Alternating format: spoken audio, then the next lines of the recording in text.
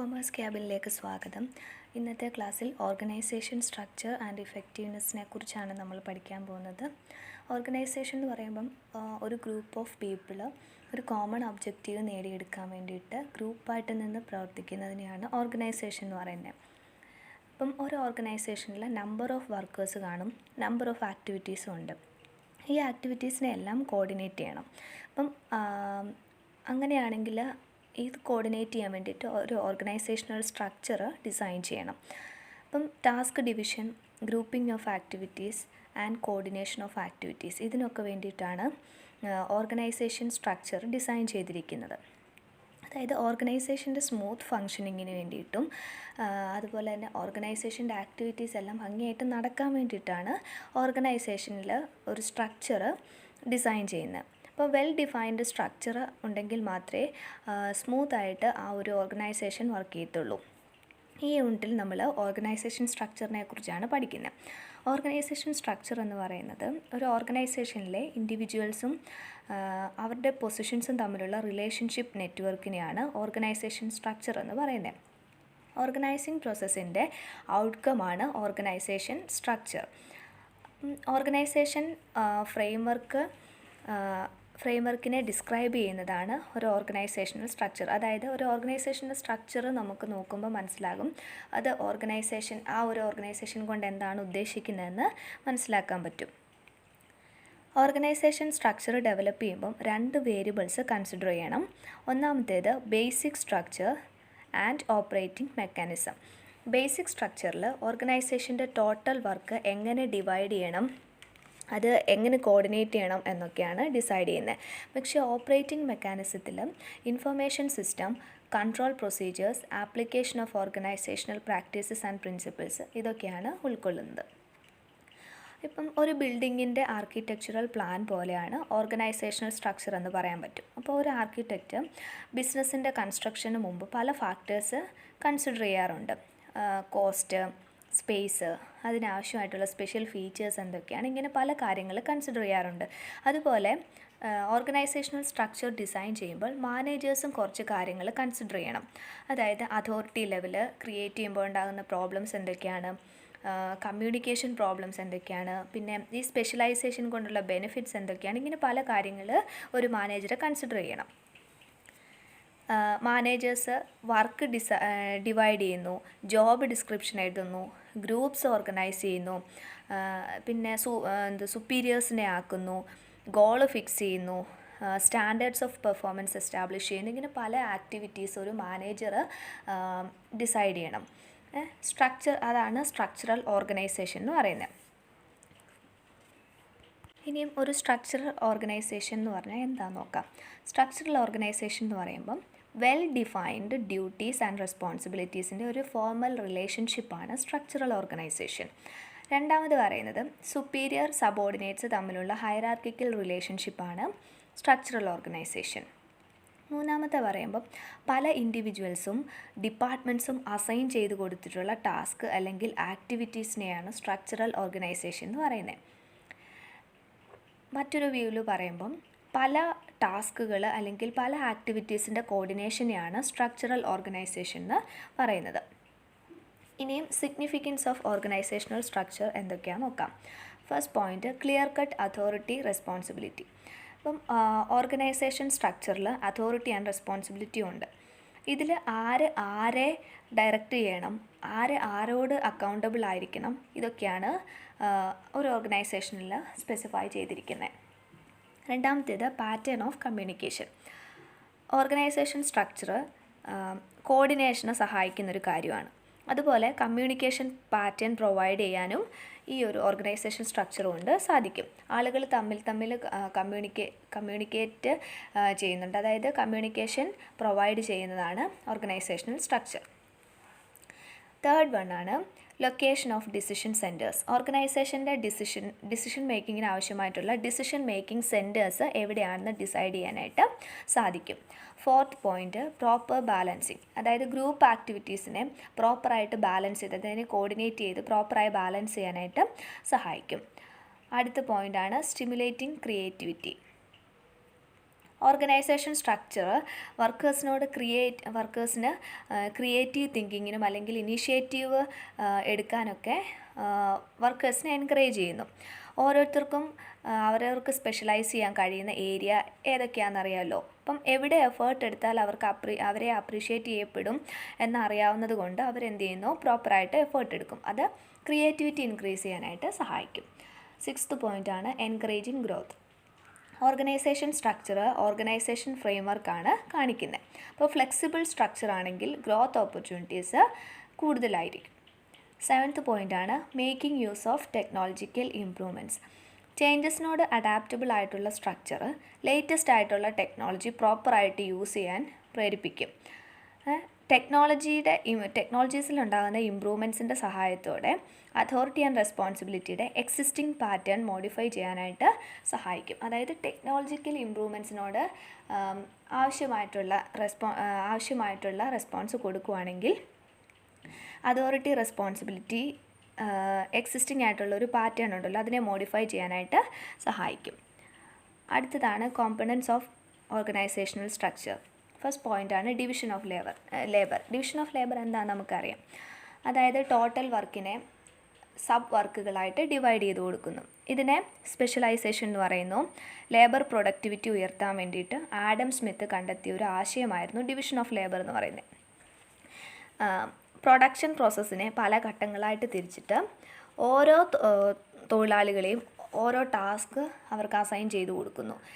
അതിനെയാണ് division of labour എന്ന് പറയുന്നത്. ഇപ്പം 20th സെഞ്ച്വറിയുടെ ആരംഭത്തിൽ ഓട്ടോമൊബൈൽ മാനുഫാക്ചറിങ്ങിന് വേണ്ടിയിട്ട് അസംബ്ലി ലൈൻ ഓപ്പറേഷൻസ് ആണ് ഉപയോഗിച്ചുകൊണ്ടിരുന്നത്. ഇപ്പോൾ ഓരോ വർക്കേഴ്സിനും സ്പെസിഫിക് ആയ അല്ലെങ്കിൽ റെപ്പറ്റേറ്റീവ് ആയിട്ടുള്ള ടാസ്ക് അസൈൻ ചെയ്തു കൊടുത്തു.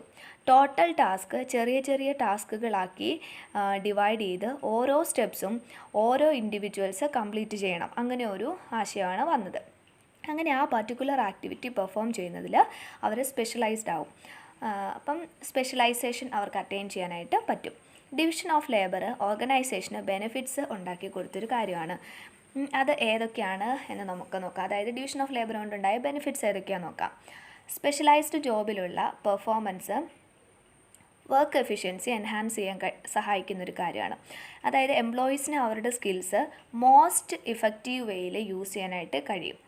അതാണ് ഒന്നാമത്തെ ബെനിഫിറ്റ്. രണ്ടാമത്തെ ബെനിഫിറ്റ്, ഒരു ജോബിൻ്റെ വർക്ക് സൈക്കിൾ വളരെ ഷോർട്ടായിരിക്കും. അതുകൊണ്ട് ആ ജോബിൽ വളരെ വേഗം അവർക്ക് പെർഫെക്ഷൻ അറ്റൈൻ ചെയ്യാനായിട്ട് കഴിയും. തേർഡ് പോയിൻറ്റ്, പ്രൊഡക്ടിവിറ്റി ഇൻക്രീസ് ചെയ്യാനായിട്ട് സഹായിക്കും. അതായത് റെപ്പറ്റേറ്റീവ് വർക്ക് പെർഫോം ചെയ്യാൻ വേണ്ടി വർക്കേഴ്സിനെ ട്രെയിൻ ചെയ്യാൻ വളരെ ഈസിയാണ്. അതുവഴി ട്രെയിനിങ് കോസ്റ്റും കുറവായിരിക്കും. ഇതൊക്കെയാണ് ബെനിഫിറ്റ്സ്, ഡിവിഷൻ ഓഫ് ലേബറിൻ്റെ ബെനിഫിറ്റ്സ്. ഇനിയും ഡിവിഷൻ ഓഫ് ലേബറിൻ്റെ ക്രിറ്റിസിസംസ് എന്തൊക്കെയാണെന്ന് നോക്കാം. ഇത് എല്ലാ ടൈപ്പ് ഓഫ് ജോബിലും നമുക്ക് അപ്ലൈ ചെയ്യാൻ പറ്റത്തില്ല. പിന്നെ റെപ്പറ്റേറ്റീവായിട്ടുള്ളൊരു ജോബ് ചെയ്തുകൊണ്ടിരിക്കുമ്പോൾ തീർച്ചയായിട്ടും ബോറിങ് ഉണ്ടാകും. റെപ്പറ്റേറ്റീവ് ജോബ് ആയതുകൊണ്ട് ബോർഡം അവർക്ക് ഫീൽ ചെയ്യാനായിട്ട് സാധ്യതയുണ്ട്.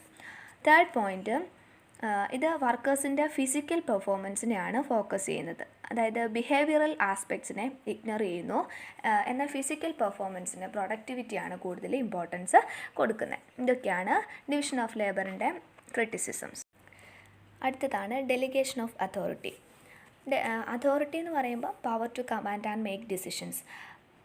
റെസ്പോൺസിബിലിറ്റി എന്ന് പറയുമ്പോൾ obligation to perform a task. അപ്പം ഡെലിഗേഷൻ ഓഫ് അതോറിറ്റി എന്ന് പറയുന്നത് ആളുകളിലേക്ക് അവരുടെ ഡ്യൂട്ടീസ് ചെയ്യാൻ ആവശ്യമായിട്ടുള്ള അതോറിറ്റീസും റെസ്പോൺസിബിലിറ്റീസും പ്രോപ്പറായിട്ട് അസൈൻ ചെയ്ത് കൊടുക്കുന്നതിനെയാണ് ഡെലിഗേഷൻ ഓഫ് അതോറിറ്റി എന്ന് പറയുന്നത്. ഒരു ഓർഗനൈസേഷനിലെ അഫയേഴ്സ് എല്ലാം ഒരു സിംഗിൾ മാനെ കൊണ്ട് നോക്കുക എന്ന് പറയുന്നത് ഫിസിക്കലി ഇമ്പോസിബിളാണ്. അതുകൊണ്ട് തന്നെ മാനേജേഴ്സിൻ്റെ ബേർഡൻ കുറയ്ക്കാൻ വേണ്ടി സഹായിക്കുന്നതാണ് ഡെലിഗേഷൻ ഓഫ് അതോറിറ്റി. ആളുകളിലേക്ക് അതോറിറ്റി ഡീസെൻട്രലൈസ് ചെയ്ത് കൊടുക്കുന്നതിനാണ് ഡെലിഗേഷൻ എന്ന് പറയുന്നത്. അപ്പോൾ ഡെലിഗേഷൻ്റെ ബെനിഫിറ്റ്സ് എന്തൊക്കെയാണെന്ന് നോക്കാം. അത് പ്രൊഫഷണലിസം കൊണ്ടുവരാൻ സഹായിക്കുന്നു. അതുപോലെ തന്നെ ക്രിയേറ്റീവ്നെസ് ആൻഡ് ഇന്നൊവേറ്റീവ്നെസ് കൊണ്ടുവരുന്നു. പിന്നെ ഓർഗനൈസേഷൻ്റെ ഉള്ളിൽ ഒരു കോമ്പറ്റേറ്റീവ് എൻവയോൺമെൻറ്റ് ക്രിയേറ്റ് ചെയ്യാൻ സഹായിക്കുന്നു. പിന്നെ മാനേജേഴ്സിന് ക്വിക്ക് ഡിസിഷൻ എടുക്കാനായിട്ട് സാധിക്കും. അതായത് ഡിസിഷൻ വളരെ വേഗം എടുക്കാൻ കഴിയും. അല്ലെങ്കിൽ ഒരു ചെയിൻ ഓഫ് കമാൻഡിൽ കൂടി ആയിരിക്കും അത് പാസ് ചെയ്യുന്നത്. ഓരോ ഇൻഫർമേഷനും പാസ് ചെയ്യുന്നത് ചെയിൻ ഓഫ് കമാൻഡിൽ കൂടിയായിരിക്കും. അപ്പോൾ ക്വിക്ക് ഡിസിഷൻ എടുക്കേണ്ട സാഹചര്യങ്ങളിൽ അത് സാധിക്കത്തില്ല. പക്ഷേ അതോറിറ്റി ഡെലിഗേറ്റ് ചെയ്ത് കൊടുക്കുമ്പം ചെറിയ ചെറിയ പ്രശ്നങ്ങൾ ആ ലെവലിൽ തന്നെ പരിഹരിച്ചു പോകാൻ കഴിയുന്നത് കൊണ്ട് തന്നെ ക്വിക്ക് ഡിസിഷൻ എടുക്കാനായിട്ട് സാധിക്കും. അടുത്തതാണ് ലിമിറ്റേഷൻസ്. മാനേജേഴ്സ് അതോറിറ്റി ഡെലിഗേറ്റ് ചെയ്യാനായിട്ട് ഭയങ്കര മടി കാണിക്കാറുണ്ട്. പക്ഷേ റെസ്പോൺസിബിലിറ്റി ആണെങ്കിൽ മാനേജേഴ്സ് ഡിവൈഡ് ചെയ്ത് കൊടുക്കും. പക്ഷേ അതോറിറ്റി ഡെലിഗേറ്റ് ചെയ്യാൻ ഇൻട്രസ്റ്റ് കാണിക്കത്തില്ല മാനേജേഴ്സ്. അതൊരു ലിമിറ്റേഷനാണ്. രണ്ടാമത്തെ ലിമിറ്റേഷൻ, ഡിസിഷൻസ് എടുക്കാനുള്ള ട്രെയിനിങ് മാനേജേഴ്സിന് കൊടുക്കണം. അതായത് ഒരു ഡിസിഷൻ എടുക്കുന്ന അല്ലെങ്കിൽ ഒരു ഓർഗനൈസേഷൻ്റെ മാനേജ്മെൻറ്റ് എടുക്കുന്ന ഡിസിഷൻ അനുസരിച്ചായിരിക്കും ഓരോ ബിസിനസ്സിൻ്റെയും സക്സസ് അല്ലെങ്കിൽ ഫെയിലിയർ. അപ്പം പ്രോപ്പറായിട്ട് ഡിസിഷൻ എടുക്കണമെങ്കിൽ മാനേജേഴ്സിന് അതുപോലെ ട്രെയിനിങ് കൊടുക്കണം. ബട്ട് കോസ്റ്റ് ഓഫ് ട്രെയിനിങ് കൂടുതലായിരിക്കും. പിന്നെ തേർഡ് ലിമിറ്റേഷൻ, അഡ്മിനിസ്ട്രേറ്റീവ് കോസ്റ്റും കൂടാൻ ചാൻസ് ഉണ്ട്. ഇനിയും അടുത്ത പോർഷനാണ് ഡിപ്പാർട്ട്മെൻറ്റേഷൻ. ഡിവിഷൻ ഓഫ് ലേബറിൽ ടോട്ടൽ ജോബിനെ നമ്മൾ ഡിവൈഡ് ചെയ്ത് സ്മോളർ ആക്ടിവിറ്റീസ് ആയിട്ട് മാറ്റുന്നു. ഇതിനെ കോർഡിനേറ്റ് ചെയ്യാൻ വേണ്ടി ഇതിനെല്ലാം ഗ്രൂപ്പ് ചെയ്യണം. ഡിപ്പാർട്ട്മെൻറ്റേഷൻ എന്ന് പറയുന്നത് ലാർജ് ഫങ്ഷണൽ ഓർഗനൈസേഷനെ സ്മോൾ ഫ്ലെക്സിബിൾ അഡ്മിനിസ്ട്രേറ്റീവ് യൂണിറ്റ്സ് ആക്കി ഡിവൈഡ് ചെയ്യുന്നതിനെയാണ് ഡിപ്പാർട്ട്മെൻറ്റേഷൻ എന്ന് പറയുന്നത്. ഡിപ്പാർട്ട്മെൻറ്റ്സ് ആയിട്ട് മാറ്റുന്നു. അതായത് പല ആക്ടിവിറ്റീസിനെ ഓരോ സെപ്പറേറ്റ് യൂണിറ്റ്സ് അല്ലെങ്കിൽ ഓരോ സെപ്പറേറ്റ് ഡിപ്പാർട്ട്മെൻ്റ് ആക്കി ഡിവൈഡ് ചെയ്യുന്ന പ്രോസസ്സാണ് ഡിപ്പാർട്ട്മെൻറ്റേഷൻ. ഇനിയും ഡിപ്പാർട്ട്മെൻറ്റേഷൻ്റെ ബെനിഫിറ്റ്സ് എന്തൊക്കെയാണെന്ന് നോക്കാം. First benefit, specialization. ഓരോ ആക്ടിവിറ്റീസും ഗ്രൂപ്പായിട്ട് ആക്കിയിട്ട് ആളുകളെ എന്ത് ചെയ്യുന്നു, ആ ഗ്രൂപ്പ്സിലേക്ക് അസൈൻ ചെയ്യുന്നു. എല്ലാ ഡിപ്പാർട്ട്മെൻറ്റൽ മാനേജേഴ്സും അവർക്ക് അസൈൻ ചെയ്തിട്ടുള്ള ടാസ്കിൽ സ്പെഷ്യലൈസ് ചെയ്യുന്നു. മനസ്സിലായോ? അതാണ് സ്പെഷ്യലൈസേഷൻ. സെക്കൻഡ് പോയിൻ്റാണ് അഡ്മിനിസ്ട്രേറ്റീവ് കൺട്രോൾ. ഡിപ്പാർട്ട്മെൻറ്റേഷൻ്റെ പ്രൈമറി എയിം കൺട്രോൾ ഫെസിലിറ്റേറ്റ് ചെയ്യുക എന്നുള്ളതാണ്. അപ്പം ഡിപ്പാർട്ട്മെൻറ്റ്സ് ക്രിയേറ്റ് ചെയ്യുക, റെസ്പോൺസിബിലിറ്റീസ് ഫിക്സ് ചെയ്യുക, അങ്ങനെ ഇഫക്റ്റീവ് കൺട്രോൾ കൊണ്ടുവരാനായിട്ട് ഉള്ള എഫേർട്സ് എടുക്കുക. എല്ലാ ഡിപ്പാർട്ട്മെൻറ്റ്സിനും സ്പെസിഫിക് ആയിട്ടുള്ള ഒബ്ജക്റ്റീവ് കാണും. ആ ഒബ്ജക്റ്റീവ് നേടാൻ വേണ്ടിയിട്ട് എന്ത് ചെയ്യണം, പ്രോപ്പറായിട്ട് കൺട്രോൾ ചെയ്യുക. തേർഡ് പോയിൻ്റാണ് ഫിക്സേഷൻ ഓഫ് റെസ്പോൺസിബിലിറ്റി. ഒരു ഓർഗനൈസേഷൻ്റെ ടോട്ടൽ വർക്കിനെ മാനേജബിൾ യൂണിറ്റ്സ് ആക്കി ഡിവൈഡ് ചെയ്യുന്നു. അതുപോലെ തന്നെ അതോറിറ്റി ആൻഡ് റെസ്പോൺസിബിലിറ്റി ഡിഫൈൻ ചെയ്യുന്നു. അത് മാനേജേഴ്സിൻ്റെ അക്കൗണ്ടബിലിറ്റിയെ ഫിക്സ് ചെയ്യുകയും ചെയ്യുന്നു. അതാണ് ഓരോ മാനേജേഴ്സിനും റെസ്പോൺസിബിലിറ്റി ഉണ്ട്. അപ്പം മാനേജേഴ്സിൻ്റെ റെസ്പോൺസിബിലിറ്റിയെ ഫിക്സ് ചെയ്യാനായിട്ട് സാധിക്കുന്നു. അതായത് ടോട്ടൽ വർക്കിനെ മാനേജബിൾ യൂണിറ്റ്സ് ആക്കി ഡിവൈഡ് ചെയ്യുന്നു. അതായത് അതോറിറ്റി, റെസ്പോൺസിബിലിറ്റി ഇതൊക്കെ ഡിഫൈൻ ചെയ്തതിന് ശേഷം മാനേജേഴ്സിൻ്റെ അക്കൗണ്ടബിലിറ്റി എന്താണെന്ന് ഫിക്സ് ചെയ്യുകയും ചെയ്യാൻ സഹായിക്കുന്നു. ഫോർത്ത് പോയിൻ്റാണ് ഫ്രീഡം ഓർ ഓട്ടോണമി. ഡിപ്പാർട്ട്മെൻറ്റേഷനെ കൂടെ ക്രിയേറ്റ് ചെയ്തിട്ടുള്ള ഡിപ്പാർട്ട്മെൻറ്റ്സ് സെമി ഓട്ടോണമസ് യൂണിറ്റ് ആയിട്ടാണ് വർക്ക് ചെയ്യുന്നത്. അവരുടെ ഡിപ്പാർട്ട്മെൻറ്റ്സിനെ റൺ ചെയ്യാൻ ആവശ്യമായിട്ടുള്ള അതോറിറ്റി അവരുടെ ഹെഡ്സ് കൊടുക്കുകയും ചെയ്യുന്നുണ്ട്. അതായത് ഒരു സെപ്പറേറ്റ് യൂണിറ്റ് ആയിട്ട് തന്നെ അല്ലെങ്കിൽ സെമി ഓട്ടോണമസ് യൂണിറ്റ് ആയിട്ട് ഇതിനെ കൺസിഡർ ചെയ്യുന്നു. അവരുടെ ആ ഒരു പെർട്ടിക്കുലർ ഡിപ്പാർട്ട്മെൻറ്റിനെ റൺ ചെയ്യാൻ ആവശ്യമായിട്ടുള്ള ഡിസിഷൻസ് എടുക്കാനുള്ള അതോറിറ്റി അവരുടെ ഹെഡ്സ് കൊടുക്കുകയും ചെയ്യുന്നു. ഇത് ഡിപ്പാർട്ട്മെൻറ്റ്സിൻ്റെ എഫിഷ്യൻസി ഇൻക്രീസ് ചെയ്യാൻ സഹായിക്കുന്ന ഒരു കാര്യമാണ്. അതായത് ഡിസിഷൻസ് എടുക്കാനുള്ള ഫ്രീഡം ഓരോ പെർട്ടിക്കുലർ ഡിപ്പാർട്ട്മെൻറ്റിനും കൊടുക്കുന്നു. ഇനി അടുത്താണ് ഡെവലപ്മെൻറ്റ് ഓഫ് മാനേജേഴ്സ്.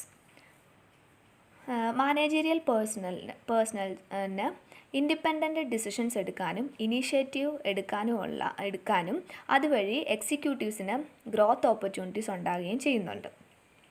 അതായത് മാനേജറിയൽ പേഴ്സണൽസ് എന്ന് പറയുന്നത് അവർ ഇൻഡിപെൻഡൻ്റ് ആയിട്ടുള്ള ആളുകളാണ്. അവർക്ക് ഇൻഡിപെൻഡൻ്റ് ഡിസിഷൻസ് എടുക്കാൻ അല്ലെങ്കിൽ അവർക്ക് ഇനീഷ്യേറ്റീവ് എടുക്കാനും അതുവഴി എക്സിക്യൂട്ടീവ്സിന് ഗ്രോത്ത് ഓപ്പർച്യൂണിറ്റി ഇൻക്രീസ് ചെയ്യാനും സഹായിക്കുന്നുണ്ട്. അപ്പം ഹയർ ജോബ്സിലേക്ക് പ്രൊമോഷനും അവർക്ക് കിട്ടുന്നു. ഇനി അടുത്ത പോയിൻ്റാണ് span of control. Span of കൺട്രോളിനെ സ്പാൻ ഓഫ് സൂപ്പർവിഷൻ എന്നും പറയുന്നു. സ്പാൻ എന്ന് പറയുന്നത് ഒരു മാനേജറിന് അല്ലെങ്കിൽ ഒരു സൂപ്പർവൈസറിന് ഇഫക്റ്റീവ്ലി മാനേജ് ചെയ്യാൻ കഴിയുന്ന അല്ലെങ്കിൽ സൂപ്പർവൈസ് ചെയ്യാൻ കഴിയുന്ന സബോർഡിനേറ്റ്സിൻ്റെ എണ്ണത്തിനെയാണ് സ്പാൻ ഓഫ് കൺട്രോൾ അഥവാ സ്പാൻ ഓഫ് സൂപ്പർവിഷൻ എന്ന് പറയുന്നത്. Factors influencing span of control ഏതൊക്കെയാണെന്ന് നോക്കാം. First point, nature of work. അതായത് സിമ്പിൾ ആൻഡ് റെപ്പറ്റേറ്റീവ് വർക്ക് ആണെങ്കിൽ സ്പാൻ ഓഫ് കൺട്രോൾ വൈഡർ ആയിരിക്കും. അതായത് റെപ്പറ്റേറ്റീവായിട്ടുള്ളൊരു വർക്ക് ചെയ്യുമ്പം നമുക്ക് സൂപ്പർവൈസ് ചെയ്യാൻ ഈസി ആയിരിക്കും. അത് ലാർജ് നമ്പർ ഓഫ് ആളുകളെ സൂപ്പർവൈസ് ചെയ്യാൻ കഴിയും. അതുകൊണ്ട് തന്നെ സ്പാൻ ഓഫ് കൺട്രോൾ വൈഡർ ആയിരിക്കും. ലാർജ് നമ്പർ ഓഫ് വർക്കേഴ്സിനെ സൂപ്പർവൈസ് ചെയ്യാൻ മാനേജേഴ്സിന് കഴിയും. എന്നാൽ ക്ലോസ് സൂപ്പർവിഷൻ ആവശ്യമായിട്ടുള്ള കോംപ്ലക്സ് വർക്ക് ആകുമ്പം മാനേജ് ചെയ്യാൻ കഴിയുന്ന സബോർഡിനേറ്റ്സിൻ്റെ നമ്പർ എന്തായിരിക്കും? ലിമിറ്റഡ് ആയിരിക്കും. അതായത് അവർ ചെയ്യുന്ന വർക്ക് വളരെ കോംപ്ലക്സ് ആണ്, അതുകൊണ്ട് കീനായിട്ടുള്ള സൂപ്പർവിഷൻ ആവശ്യമാണ്. അതുകൊണ്ട് ലാർജ് നമ്പർ ഓഫ് ആളുകളെ കിട്ടിക്കഴിഞ്ഞാൽ സൂപ്പർവൈസ് ചെയ്യാൻ കുറച്ച് പാടായിരിക്കും. അതുകൊണ്ട് തന്നെ സബോർഡിനേറ്റ്സിൻ്റെ നമ്പർ ലിമിറ്റഡ് ആയിരിക്കും. Second point, ability of manager. അപ്പം ഒരു മാനേജറിൻ്റെ communication skill, administrative skill, leadership skill, listening skill, supervising skill, ഇതൊക്കെ ഓരോരുത്തർക്കും ഡിഫറെൻ്റ് ആയിരിക്കും. അപ്പം ബെറ്റർ എബിലിറ്റീസ് ഉള്ള മാനേജേഴ്സിന്, അല്ലെങ്കിൽ നല്ല ഏബിളായിട്ടുള്ള അല്ലെങ്കിൽ നല്ല കമ്മ്യൂണിക്കേഷൻ സ്കില്ലുള്ള, അഡ്മിനിസ്ട്രേറ്റീവ് സ്കില്ലുള്ള, ലീഡർഷിപ്പ് സ്കില്ലുള്ള, ലിസണിങ് സ്കില്ലുള്ള, സൂപ്പർവൈസിങ് സ്കില്ലൊക്കെ നല്ല രീതിയിലുള്ള ഒരു മാനേജറിന് ലാർജ് നമ്പർ ഓഫ് സബോർഡിനേറ്റ്സിനെ ഇഫക്റ്റീവ്ലി മാനേജ് ചെയ്യാൻ കഴിയും. അതാണ് എബിലിറ്റി ഓഫ് മാനേജർ എന്ന് പറഞ്ഞ പോയിന്റിൽ പറഞ്ഞിരിക്കുന്നത്. Third point, efficiency of the organisation. Efficient working സിസ്റ്റവും കോമ്പിറ്റൻറ്റ് പേഴ്സണലും ഉള്ള ഒരു ഓർഗനൈസേഷന് ലാർജ് നമ്പർ ഓഫ് കൺട്രോളിന് അല്ലെങ്കിൽ ലാർജ് നമ്പർ ഓഫ് പീപ്പിളിനെ കൺട്രോൾ ചെയ്യാനായിട്ട് കഴിയും. സ്പാൻ ഓഫ് കൺട്രോൾ ലാർജ് ആയിരിക്കും. അടുത്തതാണ് സ്റ്റാഫ് അസിസ്റ്റൻസ്. സ്റ്റാഫ് അസിസ്റ്റൻസിനെ അപ്പോയിൻറ്റ് ചെയ്യുമ്പം സൂപ്പർവൈസർ സബോർഡിനേറ്റ്സ് തമ്മിലുള്ള കോണ്ടാക്റ്റ് കുറയ്ക്കാനായിട്ട് കഴിയും. സ്പാൻ ഓഫ് കൺട്രോൾ ബ്രോഡൻ ചെയ്യാനായിട്ട് സാധിക്കും. അതായത് ഇപ്പം സൂപ്പർവൈസറിനോട് ഡയറക്റ്റായിട്ട് സബോർഡിനേറ്റ് സംസാരിക്കുവാണെങ്കിൽ അങ്ങനെ വരുമ്പം സ്പാൻ ഓഫ് കൺട്രോൾ കുറവായിരിക്കും. പക്ഷേ അവിടെ ഒരു സ്റ്റാഫ് അസിസ്റ്റൻറ്റിനെ അപ്പോയിൻറ്റ് ചെയ്യുമ്പം സൂപ്പർവൈസർ സബോർഡിനേറ്റും തമ്മിലുള്ള ഡയറക്റ്റ് കോണ്ടാക്റ്റ് വരുന്നില്ല. അപ്പം സ്റ്റാഫ് അസിസ്റ്റൻറ്റുമായിട്ടാണ് കോണ്ടാക്റ്റ് വരുന്നത്. അതുകൊണ്ട് തന്നെ സൂപ്പർവൈസറിന് ലാർജ് നമ്പർ ഓഫ് ആളുകളെ കൺട്രോൾ ചെയ്യാനായിട്ട് കഴിയും. ഫിഫ്ത്ത് പോയിൻ്റാണ് time available for supervision. Higher level managers പല കാര്യങ്ങളിൽ എൻഗേജ്ഡ് ആയിരിക്കും അല്ലേ? പ്ലാനിങ്, ഓർഗനൈസിങ്, ഡയറക്റ്റിങ്, കൺട്രോളിങ്, ഇങ്ങനത്തെ ഉള്ള കാര്യത്തിന് കൂടുതൽ സമയം സ്പെൻഡ് ചെയ്യുന്നത് കൊണ്ട് ഹയർ ലെവലിൽ സ്പാൻ ഓഫ് കൺട്രോൾ വളരെ നാരോ ആയിരിക്കും. സൂപ്പർവിഷന് ആവശ്യമായ സമയം അവർക്ക് കുറവായിരിക്കും. പക്ഷേ ലോവർ ലെവലിൽ ഉള്ളവർ മറ്റ് ആക്ടിവിറ്റീസിൽ ഒത്തിരി എൻഗേജ്ഡ് ആകാത്തതുകൊണ്ട്, അതായത് പ്ലാനിങ്ങിലോ ഓർഗനൈസിങ്ങിലൊന്നും എൻഗേജ്ഡ് ആവാത്തതുകൊണ്ട് span of time obviously wide ആയിരിക്കും. അതാണ് ആ പോയിന്റ് പറഞ്ഞിരിക്കുന്നത്. Sixth point, degree of decentralisation. ഒരു മാനേജർ വെൽ ഡിഫൈൻഡ് ടാസ്ക് സബോർഡിനേറ്റ്സിന് ചെയ്യാൻ അതോറിറ്റി ഡെലിഗേറ്റ് ചെയ്ത് കൊടുക്കുകയാണെങ്കിൽ ആ സബോർഡിനേറ്റിന് മിനിമം ടൈം ആൻഡ് അറ്റൻഷൻ കൊടുത്താൽ മതിയാകും. ഒരുപാട് ഡിസിഷൻസ് എടുക്കുന്ന ഒരു എക്സിക്യൂട്ടീവ് ആണെങ്കിൽ വളരെ കുറച്ച് ആളുകളെ മാത്രമേ സൂപ്പർവൈസ് ചെയ്യാനായിട്ട് ആ എക്സിക്യൂട്ടീവിന് കഴിയത്തുള്ളൂ. അതായത് ഒരുപാട് വർക്ക്സിൽ എൻഗേജ്ഡ് ആകുമ്പം ഒരുപാട് വർക്കേഴ്സിനെ സൂപ്പർവൈസ് ചെയ്യാനായിട്ട് പറ്റത്തില്ല. അടുത്തത് ടോൾ ആൻഡ് ഫ്ലാറ്റ് സ്ട്രക്ചറിനെ കുറിച്ചാണ് നോക്കുന്നത്.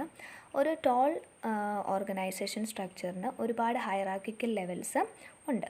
ടോപ്പ് മോസ്റ്റ് മാനേജറും ബോട്ടം മോസ്റ്റ് മാനേജറും തമ്മിൽ ഒരു ലോങ് ഡിസ്റ്റൻസ് ആയിരിക്കും ഉള്ളത്. ഒരു എംപ്ലോയിക്ക് ലാർജ് നമ്പർ ഓഫ് ജോബ് ടൈറ്റിൽസും ഉള്ളതാണ് ടോൾ സ്ട്രക്ചർ എന്ന് പറയുന്നത്. ഒരു പർട്ടിക്കുലർ മാനേജർ ഗൈഡ് ചെയ്യേണ്ട സബോർഡിനേറ്റ്സിൻ്റെ എണ്ണം വളരെ കുറവായിരിക്കും ടോൾ സ്ട്രക്ചറിൽ. ഫ്ലാറ്റ് സ്ട്രക്ചറിൽ വൈഡ് സ്പാൻ ഓഫ് മാനേജ്മെൻ്റ് ആണ് ഉള്ളത്. ഹൈറാർക്കി കുറവായിരിക്കും. എങ്കിലും ലാർജ് നമ്പർ ഓഫ് സബോർഡിനേറ്റ്സിനെ ഗൈഡ് ചെയ്യുകയും സൂപ്പർവൈസ് ചെയ്യുകയും വേണം. അതാണ് ഫ്ലാറ്റ് സ്ട്രക്ചറിൽ പറയുന്നത്. ഇനിയും ടൈപ്സ് ഓഫ് ഓർഗനൈസേഷണൽ സ്ട്രക്ചർ എന്തൊക്കെയാണെന്ന് നോക്കാം. ഒന്നാമത്തേത് ഫങ്ഷണൽ സ്ട്രക്ചർ. ആ പേര് കേൾക്കുമ്പോൾ തന്നെ നമുക്ക് മനസ്സിലാകും. ഫങ്ഷൻസിൻ്റെ ബേസിസിൽ ഓർഗനൈസേഷൻ്റെ ആക്ടിവിറ്റീസ് യൂണിറ്റ്സ് ആയും സബ് യൂണിറ്റ്സ് ആയിട്ടും ക്രിയേറ്റ് ചെയ്യുന്നതാണ് ഫങ്ഷണൽ സ്ട്രക്ചർ. ഏതൊരു ഇൻഡസ്ട്രിയൽ ഓർഗനൈസേഷനിലും മാനുഫാക്ചറിങ്, അതുപോലെ മാർക്കറ്റിംഗ്, ഫിനാൻസ്, പേഴ്സണൽ യൂണിറ്റ്, അങ്ങനെ പലതരത്തിലുള്ള യൂണിറ്റ്സ് ഉണ്ട്. ഓരോ ആക്ടിവിറ്റീസും പരസ്പരം റിലേറ്റഡ് ആയിരിക്കും. വോളിയം ഓഫ് ആക്ടിവിറ്റി കൂടുന്നതനുസരിച്ച് ഓരോ സബ് യൂണിറ്റ്സ് ക്രിയേറ്റ് ചെയ്യപ്പെടുകയും ഓരോ മാനേജേഴ്സിന് കീഴിലുള്ള വർക്കേഴ്സിൻ്റെ എണ്ണം ആഡ് ചെയ്യപ്പെടുകയും ചെയ്യുന്നു. അതാണ് ഫങ്ഷണൽ സ്ട്രക്ചറിൽ പറയുന്നത്. അതായത് ഫങ്ഷൻസിൻ്റെ ബേസിൽ ഓർഗനൈസേഷൻ ആക്ടിവിറ്റീസിനെ യൂണിറ്റ്സ് ആയിട്ടും സബ് യൂണിറ്റ്സ് ആയിട്ടും ഡിവൈഡ് ചെയ്യുന്നു. രണ്ടാമത്തേതാണ് ഡിവിഷണൽ സ്ട്രക്ചർ. അതായത് മൾട്ടിപ്പിൾ പ്രോഡക്ട്സ് ഡീൽ ചെയ്യുന്ന ലാർജ് എൻ്റർപ്രൈസിനാണ് ഈ ഒരു സ്ട്രക്ചർ വരുന്നത്. അപ്പം ഓർഗനൈസേഷനെ ഡിഫറെൻറ്റ് സ്മോൾ ബിസിനസ് യൂണിറ്റ്സ് ആക്കി ഡിവൈഡ് ചെയ്യുന്നു. ഒരു ഹെഡ് ഓഫീസിൻ്റെ കൺട്രോൾ, അതായത് ഒരു ഹെഡ് ഓഫീസിൻ്റെ കൺട്രോളിൽ ഇൻഡിപെൻഡൻറ്റ് ഡിവിഷൻസ് ക്രിയേറ്റ് ചെയ്യുന്നു. അതായത് ഹെഡ് ഓഫീസ് ഒന്നേ ഉള്ളൂ, പക്ഷേ ഇൻഡിപെൻഡൻറ്റ് ഡിവിഷൻസ് പലതാണ്. ഓരോ ഡിവിഷണൽ മാനേജേഴ്സിനും അവരുടെ പ്രോഡക്റ്റ് അല്ലെങ്കിൽ മാർക്കറ്റ് സെഗ്മെൻറ്റുമായി ബന്ധപ്പെട്ട എല്ലാ ഫങ്ഷൻസും ചെയ്യുവാൻ അവർ അനുവാദം കൊടുക്കുന്നു. ഓരോ ഡിവിഷൻസിനും നമ്പർ ഓഫ് സപ്പോർട്ടിംഗ് ഫങ്ഷൻസും കാണും. ഒരു ഡിവിഷണൽ സ്ട്രക്ചറിൽ ഓരോ ഡിവിഷനും ഇൻഡിപെൻഡൻറ്റ് ബിസിനസ് ആണെങ്കിലും ഓർഗനൈസേഷനിലേക്ക് പ്ലാൻഡ് പ്രോഫിറ്റ് കോൺട്രിബ്യൂട്ട് ചെയ്യണം. അതായത് സെപ്പറേറ്റ് ആയിട്ട് അവർ വർക്ക് ചെയ്യുന്നുണ്ടെങ്കിലും ഇൻഡിപെൻഡൻ്റ് ആയിട്ട് അവർ ബിസിനസ് ചെയ്യുന്നുണ്ടെങ്കിലും ഒരു പ്ലാൻഡ് പ്രോഫിറ്റ് നമ്മുടെ ഓർഗനൈസേഷനിലേക്ക് കോൺട്രിബ്യൂട്ട് ചെയ്യണം ഓരോ ഡിവിഷനും. അപ്പം ഫങ്ഷണൽ യൂണിറ്റ്സ് ഹെഡ് ചെയ്യുന്നത് മാനേജേഴ്സ് ആണെങ്കിലും ഫൈനൽ അതോറിറ്റി ഡിവിഷണൽ മാനേജേഴ്സിൻ്റെ കയ്യിലായിരിക്കും ഉള്ളത്. മൂന്നാമത്തെ സ്ട്രക്ചറാണ് അഡാപ്റ്റീവ് സ്ട്രക്ചർ. അതിനകത്തെ ഫസ്റ്റ് ഓർഗനൈസേഷനാണ് പ്രൊജക്റ്റ് ഓർഗനൈസേഷൻ. ഒരു എൻ്റർപ്രൈസ് ഏതെങ്കിലും സ്പെഷ്യലൈസ്ഡ് അല്ലെങ്കിൽ ടൈം ബൗണ്ട് ആയിട്ടുള്ള വർക്ക് ചെയ്യുന്നുണ്ടെങ്കിൽ റെഗുലർ ബിസിനസ്സിനെ ഡിസ്റ്റർബ് ചെയ്യാത്ത രീതിയിൽ പ്രോജക്റ്റ് വർക്ക് ചെയ്യാനായിട്ട് സ്പെഷ്യൽ യൂണിറ്റ് ക്രിയേറ്റ് ചെയ്യുന്നു. അപ്പം പ്രോജക്റ്റ് ഓർഗനൈസേഷൻ്റെ ഹെഡ് പ്രോജക്റ്റ് മാനേജർ ആയിരിക്കും. അതൊക്കെയാണ് പ്രോജക്റ്റ് ഓർഗനൈസേഷനിൽ പറയുന്നത്. മെട്രിക്സ് ഓർഗനൈസേഷൻ എന്താണെന്ന് നോക്കാം. അഡാപ്റ്റീവ് ഓർഗനൈസേഷൻ സ്ട്രക്ചറിൻ്റെ മറ്റൊരു ഫോമാണിത്. പ്രൊജക്റ്റ് ഓർഗനൈസേഷൻ്റെയും ഫങ്ഷണൽ ഓർഗനൈസേഷൻ്റെയും അഡ്വാൻറ്റേജസിനെ കമ്പൈൻ ചെയ്യുക എന്നുള്ളതാണ് മെട്രിക്സ് ഓർഗനൈസേഷൻ്റെ ലക്ഷ്യം. മെട്രിക്സ് ഓർഗനൈസേഷനിൽ ഫങ്ഷണൽ ഡിപ്പാർട്ട്മെൻറ്റ്സ് കാണും, സ്പെഷ്യലൈസ്ഡ് പേഴ്സണൽ കാണും. അങ്ങനെ പല പ്രൊജക്റ്റുകളിലായിട്ട് അവരുടെ ഫുൾ ടൈം അവർ വർക്ക് ചെയ്യുന്നു. ചില സമയത്ത് പ്രൊജക്റ്റ് മാനേജേഴ്സിൻ്റെ ഓവറോൾ ഗൈഡൻസിൽ ഒന്നിലധികം പ്രോജക്ട്സിൽ എൻഗേജ് ചെയ്യുന്നുണ്ട്. ഒരു പ്രോജക്റ്റ് വർക്ക് കംപ്ലീറ്റ് ചെയ്ത് കഴിയുമ്പം അവർക്ക് അസൈൻ ചെയ്തിട്ടുള്ള റെസ്പെക്റ്റീവ് ഫങ്ഷണൽ ഡിപ്പാർട്ട്മെൻറ്റിലേക്ക് അവർക്ക് തിരികെ പോവുകയും വേറെ ഏതെങ്കിലും പ്രോജക്റ്റ് ചെയ്യുകയൊക്കെ ചെയ്യാം. അതാണ് മെട്രിക്സ് ഓർഗനൈസേഷൻ.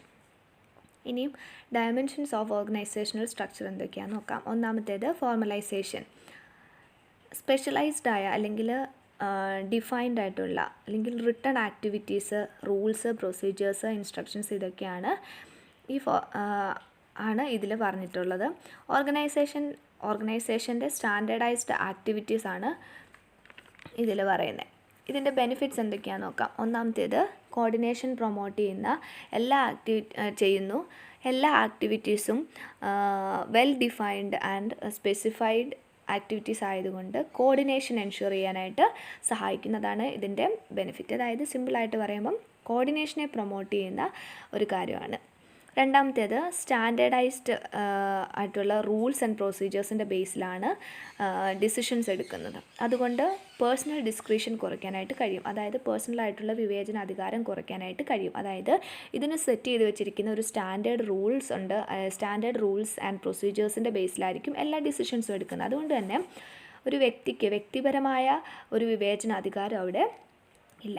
മൂന്നാമത്തേതാണ് ഓപ്പറേറ്റിംഗ് കോസ്റ്റ് കുറയ്ക്കാൻ സഹായിക്കുന്നു. നാലാമത്തേത് സ്റ്റാൻഡേർഡ് ആക്ടിവിറ്റീസ് ആയതുകൊണ്ട് തന്നെ കോൺഫ്ലിക്റ്റ് കുറയ്ക്കാൻ സഹായിക്കുന്നു. തമ്മിലുള്ള തർക്കങ്ങളൊന്നുമില്ല, ഒരു സ്റ്റാൻഡേർഡ് ആക്ടിവിറ്റിയാണ്. അതായത് മുൻകൂട്ടി സെറ്റ് ചെയ്തിട്ടുള്ള ആക്ടിവിറ്റീസ് ആയതുകൊണ്ട് കോൺഫ്ലിക്റ്റ് ഒന്നും ഉണ്ടാകത്തില്ല. ഇനി ക്രിറ്റിസിസംസ് എന്തൊക്കെയാണെന്ന് നോക്കാം. ക്രിയേറ്റിവിറ്റിയെ പ്രൊമോട്ട് ചെയ്യുന്നില്ല.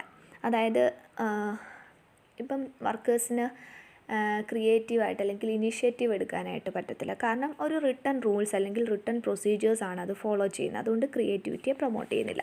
രണ്ടാമത്തേതാണ് റൂൾസ് ചേഞ്ച് ചെയ്യുക എന്ന് പറയുന്ന ഒരു ഓർഗനൈസേഷനെ സംബന്ധിച്ചിടത്തോളം ഭയങ്കര ഡിഫിക്കൽട്ടായിരിക്കും.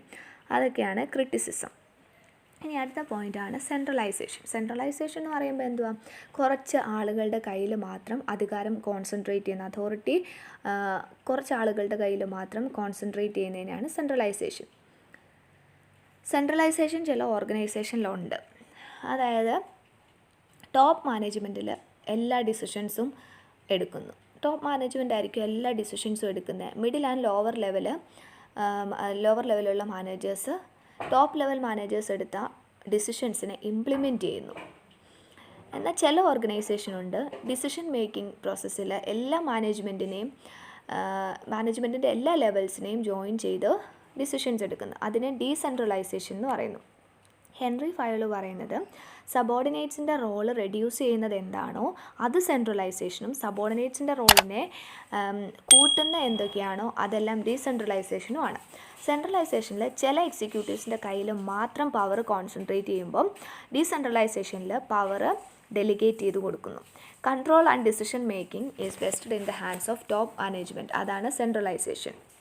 ഡിസിഷൻ മേക്കിങ്ങിലും കൺട്രോളിങ്ങിലും ഒന്നും മറ്റ് മാനേജ്മെൻറ്റിനെ സംബന്ധിപ്പിക്കാത്തതാണ് സെൻട്രലൈസേഷൻ. അടുത്തതാണ് കോംപ്ലക്സിറ്റി.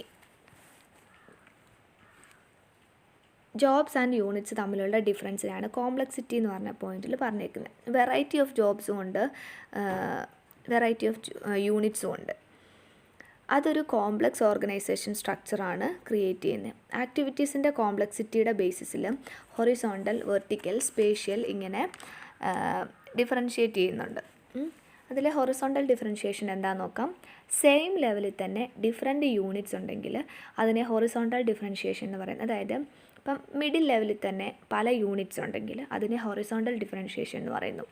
വെർട്ടിക്കൽ ഡിഫറൻഷ്യേഷൻ എന്ന് പറഞ്ഞാൽ ഓരോ ഓർഗനൈസേഷനിൽ പല ലെവൽസ് ഉണ്ട്, അതിനെയാണ് വെർട്ടിക്കൽ ഡിഫറൻഷ്യേഷൻ എന്ന് പറയുന്നത്. സ്പേഷ്യൽ ഡിഫറൻഷ്യേഷൻ എന്ന് പറഞ്ഞാൽ ഓരോ യൂണിറ്റ്സിൻ്റെ ലൊക്കേഷൻ, അതുമായി ബന്ധപ്പെട്ടിട്ടുള്ള സ്റ്റാഫ്, ഓരോ ഓർഗനൈസേഷൻ്റെ ഓരോ ആക്ടിവിറ്റീസിൻ്റെയും location different ഏരിയാസിലായിരിക്കും.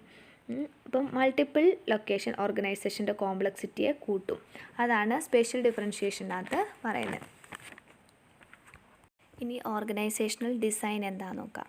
ഓർഗനൈസേഷൻ്റെ structural എലമെൻറ്റ്സിനെ proper മാനറിൽ arrange ചെയ്ത് അല്ലെങ്കിൽ കോർഡിനേറ്റ് ചെയ്യുന്ന പ്രോസസ്സാണ് ഓർഗനൈസേഷണൽ ഡിസൈൻ എന്ന് പറയുന്നത്. 3 സ്കൂൾസാണ് ഇതുമായി റിലേറ്റ് ചെയ്ത് പറയാൻ പറ്റുന്നത്. Classical, neo classical and contemporary school. Classical school Max Weber introduce ചെയ്തു. നിയോ ക്ലാസിക്കൽ മാക്ഗ്രിഗർ ഇൻട്രൊഡ്യൂസ് ചെയ്തു. ഇപ്പോൾ ക്ലാസിക്കൽ ഫോം ഓഫ് ഓർഗനൈസേഷൻ നോക്കാം. അതിലൊന്നാമത്തെ സിമ്പിൾ സ്ട്രക്ചർ. ഈ സ്ട്രക്ചറിൽ സിമ്പിളായിരിക്കും, അതായത് ഡിപ്പാർട്ട്മെൻറ്റേഷൻ കുറവാണ്, സ്പാൻ ഓഫ് കൺട്രോൾ കൂടുതലാണ്, ഒരു സിംഗിൾ പേഴ്സൻ്റെ കയ്യിലായിരിക്കും അതോറിറ്റി ഫുള്ള് കോൺസെൻട്രേറ്റ് ചെയ്യുന്നത്. 2 അല്ലെങ്കിൽ 3 വെർട്ടിക്കൽ ലെവൽസുള്ള ഫ്ലാറ്റ് ടൈപ്പ് ഓർഗനൈസേഷനാണ് ഇത്. ചെറിയ ഓർഗനൈസേഷനാണ് ഇതിന് സ്യൂട്ടബിൾ ആയിട്ടുള്ളത്. അതായത് ഫാമിലി ഓൺഡ് ബിസിനസ് അല്ലെങ്കിൽ സ്മോൾ ബിസിനസ്സിലായിരിക്കും ഇത് ആപ്ലിക്കബിൾ ആയിട്ടുള്ളത്. അതായത് സിമ്പിൾ സ്ട്രക്ചർ ആപ്ലിക്കബിൾ ആകുന്നത് ഫാമിലി ഓൺഡ് ബിസിനസ്സിന് അല്ലെങ്കിൽ സ്മോൾ ബിസിനസ്സിനായിരിക്കും. അതായത് ഒരാളുടെ കയ്യിൽ മാത്രമായിരിക്കും അതോറിറ്റി കോൺസെൻട്രേറ്റ് ചെയ്യുന്ന, സ്പാൻ ഓഫ് കൺട്രോൾ കൂടുതലായിരിക്കും. അതൊക്കെയാണ് അതിൻ്റെ ഒരു ഫീച്ചർ. ഇതിൻ്റെ ഒരു അഡ്വാൻറ്റേജ് എന്ന് പറയുമ്പോൾ സിമ്പിളാണ്, ഫാസ്റ്റാണ്, ഫ്ലെക്സിബിളാണ്, ഇൻഎക്സ്പെൻസീവാണ്. ഇതൊക്കെയാണ് ഇതിൻ്റെ അഡ്വാൻറ്റേജ്. അടുത്തത് ബ്യൂറോക്രസിയാണ്. ബ്യൂറോക്രസി എന്ന് പറയുമ്പോൾ കോമൺ ആയിട്ടുള്ളൊരു സ്ട്രക്ചറാണ്. ഇൻഫ്ലെക്സിബിൾ ആയിട്ടുള്ള ഹൈലി സ്റ്റാൻഡേർഡൈസ്ഡ് സ്ട്രക്ചറാണ് ബ്യൂറോക്രസി. ഇപ്പോൾ ബാങ്കിൽ നമ്മൾ എന്ത് ചെയ്യുന്നു, നമ്മുടെ പൈസ അല്ലെങ്കിൽ നമ്മുടെ പണം ഡെപ്പോസിറ്റ് ചെയ്യുന്നു. ആവശ്യമുള്ളപ്പോൾ നമ്മൾ എന്ത് ചെയ്യുന്നു, അത് വിത്ഡ്രോ ചെയ്യുന്നു. പിന്നെ ഡെയിലി യൂസിന് ആവശ്യമായിട്ടുള്ള ഐറ്റംസ് വാങ്ങിക്കുന്ന ഷോപ്സ്, അതുപോലെ നമ്മുടെ ഇൻകം ടാക്സ് റിട്ടേൺ എല്ലാ വർഷവും ഫയൽ ചെയ്യുന്ന ഇൻകം ടാക്സ് ഓഫീസ്, ഈ ഓർഗനൈസേഷനൊക്കെ നമ്മൾ എടുത്ത് നോക്കുമ്പം ഇതിനെല്ലാം ഒരു റുട്ടീൻഡ് ആയിട്ടുള്ള ഒരു വർക്കിംഗ് സിസ്റ്റം ഉണ്ട്. സ്റ്റാൻഡേർഡൈസ്ഡ് വർക്കിംഗ് സിസ്റ്റമാണ് ഇത് ഫോളോ ചെയ്യുന്നത്. അപ്പം അതിന് റിട്ടൺ റൂൾസ് ആൻഡ് റെഗുലേഷൻസ് ഉണ്ട്, സെൻട്രലൈസ്ഡ് അതോറിറ്റി ഉണ്ട്. അങ്ങനെ വളരെ ഇഫക്റ്റീവായിട്ട് സ്റ്റാൻഡേർഡൈസ്ഡ് ഫങ്ഷൻസ് പെർഫോം ചെയ്യാനുള്ള ഒരു എബിലിറ്റിയാണ് ഈ സ്ട്രക്ചറിൻ്റെ ഏറ്റവും വലിയൊരു സ്ട്രെങ്ത് എന്ന് പറയുന്നത്. ഇത് റിട്ടൺ റൂൾസിൻ്റെ ബേസിലായിരിക്കും ഇവരുടെ ആക്ടിവിറ്റീസ് എല്ലാം നടക്കുന്നത്. അടുത്താണ് മെട്രിക്സ് സ്ട്രക്ചർ. മെട്രിക്സ് എന്ന് പറയുമ്പോൾ മാത്തമാറ്റിക്കലി ഹൊറിസോണ്ടൽ റോസിൻ്റെയും വെർട്ടിക്കൽ കോളംസിൻ്റെ ഒരു അറേയാണ് മെട്രിക്സ്. ഇപ്പം മെട്രിക്സ് ഓർഗനൈസേഷനിൽ ഓരോ എംപ്ലോയീസിനും 2 ബോസസ്സാണ് ഉള്ളത്. ഫങ്ഷണൽ മാനേജറും ഉണ്ട്, ഡിവിഷണൽ മാനേജറും ഉണ്ട്, അതുപോലെ പ്രൊജക്റ്റ് മാനേജറും ഉണ്ട്. ഇവരോടെല്ലാം ഇവർ അക്കൗണ്ടബിളാണ്, ഇവരുടെ എല്ലാം അടുത്ത് റിപ്പോർട്ട് ചെയ്യണം. അഡ്വർടൈസിങ് ഏജൻസിയിലാണ് ഇങ്ങനെയുള്ള സ്ട്രക്ചർ നമുക്ക് കാണാൻ കഴിയുന്നത്. ഇനി അടുത്തതാണ് ഓൾട്ടർനേറ്റ് ഡിസൈൻ. അതിലെ ഒന്നാമത്തെ പോയിൻ്റാണ് ടീം സ്ട്രക്ചർ. ഇപ്പം വർക്ക് ആക്ടിവിറ്റീസിനെ കോർഡിനേറ്റ് ചെയ്യാനുള്ളൊരു സെൻട്രൽ ഡിവൈസായിട്ടാണ് ഈ ഒരു ഇതിൽ ടീമിനെ യൂസ് ചെയ്യുന്നത്. അപ്പോൾ ഡിപ്പാർട്ട്മെൻറ്റൽ ബാരിയേഴ്സിനെ ബ്രേക്ക് ചെയ്യുന്നു എന്നുള്ളതാണ് ടീം സ്ട്രക്ചറിൻ്റെ ഏറ്റവും വലിയൊരു പ്രത്യേകത. അതുപോലെ തന്നെ ഡിസിഷൻ മേക്കിങ്ങിനെ ഡീസെൻട്രലൈസ് ചെയ്യുന്ന ഒരു സ്ട്രക്ചറാണ് ടീം സ്ട്രക്ചർ. ടീം സ്ട്രക്ചറിൽ ജനറലിസ്റ്റും ഉണ്ട്, സ്പെഷ്യലിസ്റ്റും. വെർച്വൽ ഓർഗനൈസേഷൻ എന്താണെന്ന് നോക്കാം. സ്പെഷ്യലൈസേഷൻ ഏജിലാണ് നമ്മൾ ഇപ്പോൾ ഉള്ളത്. അപ്പം ഔട്ട്സോഴ്സിങ് ഇല്ലാതെ ഒരു ഓർഗനൈസേഷന് സർവൈവ് ചെയ്യാനായിട്ട് പറ്റത്തില്ല. Core activity main activity main organisation ചെയ്യുകയും ബാക്കിയുള്ള ആക്ടിവിറ്റീസ് വേറെ ഏതെങ്കിലും ഔട്ട്സോഴ്സിങ് ഏജൻസിയെ നമ്മൾ സമീപിക്കുകയാണ് ചെയ്യാറുള്ളത്. വെർച്വൽ ഓർഗനൈസേഷനെ നെറ്റ്വർക്ക് അല്ലെങ്കിൽ മോഡ്യുലാർ ഓർഗനൈസേഷൻ എന്ന് വിളിക്കുന്നു. അപ്പം സ്ട്രക്ചറൽ ടേമിൽ വെർച്വൽ ഓർഗനൈസേഷൻ ഹൈലി സെൻട്രലൈസ്ഡ് ആണ്, അവിടെ ഡിപ്പാർട്ട്മെൻറ്റേഷൻ ഇല്ല. Large organisation virtual structure use ചെയ്യുമ്പം മാനുഫാക്ചറിങ് ആക്ടിവിറ്റീസിന് വേണ്ടിയിട്ട് ഔട്ട്സോഴ്സ് ചെയ്യാറുണ്ട്. അതാണ് അതിനകത്ത് പറയുന്നത്. അടുത്താണ് ബൗണ്ടറി ലെസ് ഓർഗനൈസേഷൻ. ഈ organisation chain of command eliminate ചെയ്യുന്നു. പിന്നെ വെർട്ടിക്കൽ ബൗണ്ടറീസ് റിമൂവ് ചെയ്തുകൊണ്ട് റാങ്കുകൾ മിനിമൈസ് ചെയ്യുന്നു. അതൊക്കെയാണ് ബൗണ്ടറി ലെസ് ഓർഗനൈസേഷനിൽ പറയുന്നത്. ഇനി അടുത്തതാണ് organisational and mechanistic design. Mechanistic മോഡലിൻ്റെ ഫീച്ചേഴ്സ് എന്തൊക്കെയാണെന്ന് നോക്കാം. High formalisation, extensive departmentalisation, centralisation, limited information network. ഇതൊക്കെയാണ് അതിൻ്റെ ഫീച്ചേഴ്സ്. അപ്പം ആക്ടിവിറ്റീസിനെ ഡിപ്പാർട്ട്മെൻറ്റേഷൻ സ്ട്രാറ്റജിയുടെ ബേസിസിൽ ഗ്രൂപ്പ് ചെയ്യുന്നു. Standardised policies, rules, procedures, decision making അങ്ങനത്തെയുള്ള സ്റ്റൈൽസാണ് ഇത് ഫോളോ ചെയ്യുന്നത്. ഇനിയും ഓർഗാനിക് മോഡലിൻ്റെ ഫീച്ചേഴ്സ് എന്തൊക്കെയാണെന്ന് നോക്കാം. Low formalisation, comprehensive information network, decision മേക്കിങ്ങിൽ ഹൈ പാർട്ടിസിപ്പേഷൻ, ഇതൊക്കെയാണ് ഇതിൻ്റെ ഫീച്ചേഴ്സ്. ഇനിയും ഓർഗനൈസേഷണൽ ഇഫക്റ്റീവ്നെസ്സിനെ കുറിച്ച് നോക്കാം. ഓർഗനൈസേഷൻ ഇഫക്റ്റീവ്നെസ് അല്ലെങ്കിൽ ഓർഗനൈസേഷണൽ ഇഫക്റ്റീവ്നെസ് അളക്കുന്ന കുറേ കാര്യങ്ങളുണ്ട്. അതായത് ഓർഗനൈസേഷന് വർക്ക് ചെയ്യുന്ന എംപ്ലോയീസ് സാറ്റിസ്ഫൈഡ് ആണോ, കസ്റ്റമേഴ്സ് സാറ്റിസ്ഫൈഡ് ആണോ, ഓർഗനൈസേഷൻ പ്രോഫിറ്റബിൾ ആണോ, ഓർഗനൈസേഷൻ പ്രൊഡക്റ്റീവ് ആണോ, അതുപോലെ ഇന്നൊവേറ്റീവ് ആണോ, ഇതിൻ്റെയൊക്കെ അടിസ്ഥാനത്തിലാണ് ഒരു ഓർഗനൈസേഷണൽ ഇഫക്റ്റീവ്നെസ്സിനെ നമ്മൾ മെഷർ ചെയ്യുന്നത്. ഇനിയും ഡിറ്റർമിനൻസ് ഓഫ് ഇഫക്റ്റീവ്നെസ് എന്തൊക്കെയാണെന്ന് നോക്കാം. ഒന്നാമത്തേത് മാനേജീരിയൽ പോളിസീസ് ആൻഡ് പ്രാക്ടീസസ്. അതായത് ഇഫക്റ്റീവായിട്ടൊരു ഓർഗനൈസേഷൻ പോകണമെങ്കിൽ പോളിസീസ് ആൻഡ് പ്രാക്ടീസസ് അത്രയും ഇമ്പോർട്ടൻ്റ് ആണ്. അത്രയും നല്ല പോളിസീസ് ഉണ്ടെങ്കിൽ മാത്രമേ ഇഫക്റ്റീവായിട്ട് ആ ഒരു ഓർഗനൈസേഷൻ പോകത്തുള്ളൂ. രണ്ടാമത്തേതാണ് സ്ട്രാറ്റജി. സ്ട്രാറ്റജി എന്ന് പറയുമ്പോൾ നമുക്കറിയാം പ്ലാൻസ് ആണ്. അതായത് ഓർഗനൈസേഷണൽ ഗോൾസ് അച്ചീവ് ചെയ്യാൻ വേണ്ടിയിട്ടുള്ളൊരു പ്ലാനാണ് സ്ട്രാറ്റജി. മൂന്നാമത്തേത് ലീഡർഷിപ്പ്. അപ്പം ഓർഗനൈസേഷണൽ ഗോൾ അച്ചീവ് ചെയ്യാൻ മെമ്പേഴ്സിനെ ഇൻഫ്ലുവൻസ് ചെയ്യുന്ന ഒരു പ്രോസസ്സാണ് ലീഡർഷിപ്പ്. പ്രോപ്പറായിട്ടുള്ള ലീഡർഷിപ്പ് ഉണ്ടെങ്കിൽ മാത്രമേ ഓർഗനൈസേഷണൽ ഗോൾ അച്ചീവ് ചെയ്യാൻ ബാക്കിയുള്ള വർക്കേഴ്സിനെ കൊണ്ട് സാധിക്കത്തുള്ളൂ. മൂന്നാമത്തേത് ഡിസിഷൻ മേക്കിംഗ്. അപ്പം ഡിസിഷൻ എന്ന് പറഞ്ഞാൽ എന്തായിരിക്കും? ബെസ്റ്റ് ഓൾട്ടർനേറ്റീവ്, അതായത് വേരിയസ് ഓൾട്ടർനേറ്റീവ്സിൽ നിന്ന് ബെസ്റ്റ് ഓൾട്ടർനേറ്റീവിനെ ചൂസ് ചെയ്യുന്ന പ്രോസസ്സാണ് ഡിസിഷൻ മേക്കിംഗ് എന്ന് പറയുന്നത്. അപ്പം മാനേജ്മെൻറ്റ് എടുക്കുന്ന ഡിസിഷൻ അനുസരിച്ചായിരിക്കും ഒരു ഓർഗനൈസേഷൻ്റെ സക്സസ്സും ഫെയിലിയറും ഇരിക്കുന്നത്. അടുത്താണ് റിവാർഡ്സ്. അപ്പം മാനേജ്മെൻറ്റിൻ്റെ സക്സസ് എങ്ങനെയാണ്?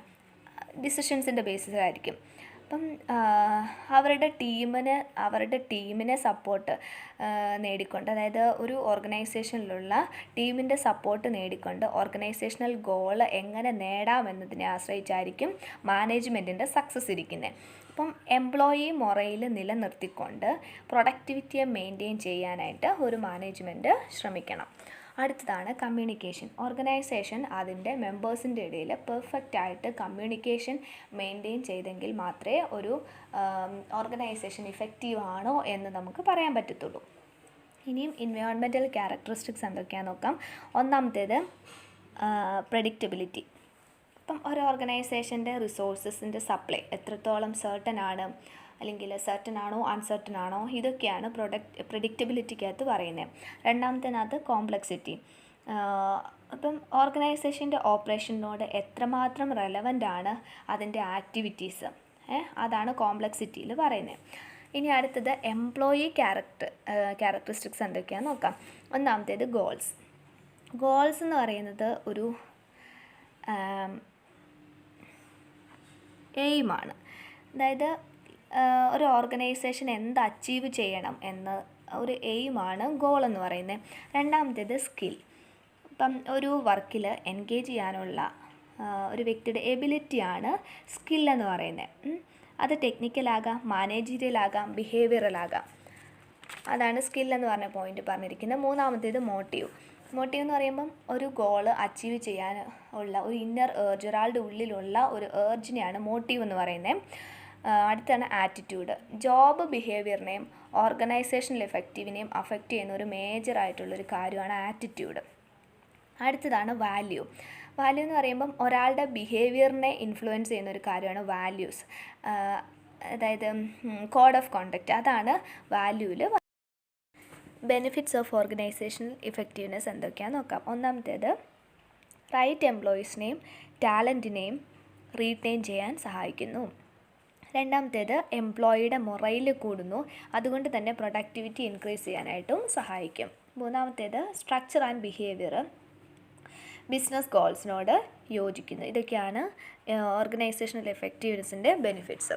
ഇന്നത്തെ ക്ലാസ്സിൽ ഓർഗനൈസേഷണൽ സ്ട്രക്ചറിനെ കുറിച്ചും ഓർഗനൈസേഷണൽ ഇഫക്റ്റീവ്നെസ്സിനെ കുറിച്ചും നമ്മൾ പഠിച്ചു. ഈ ക്ലാസ്സുകൾ നിങ്ങൾക്ക് ഉപകാരപ്പെട്ടെങ്കിൽ ലൈക്ക് ചെയ്യുക, സബ്സ്ക്രൈബ് ചെയ്തിട്ടില്ലാത്തവർ സബ്സ്ക്രൈബ് ചെയ്യുക, ഷെയർ ചെയ്യുക, കമൻറ്റ് ചെയ്യുക. അടുത്ത വീഡിയോയുമായി കാണാം.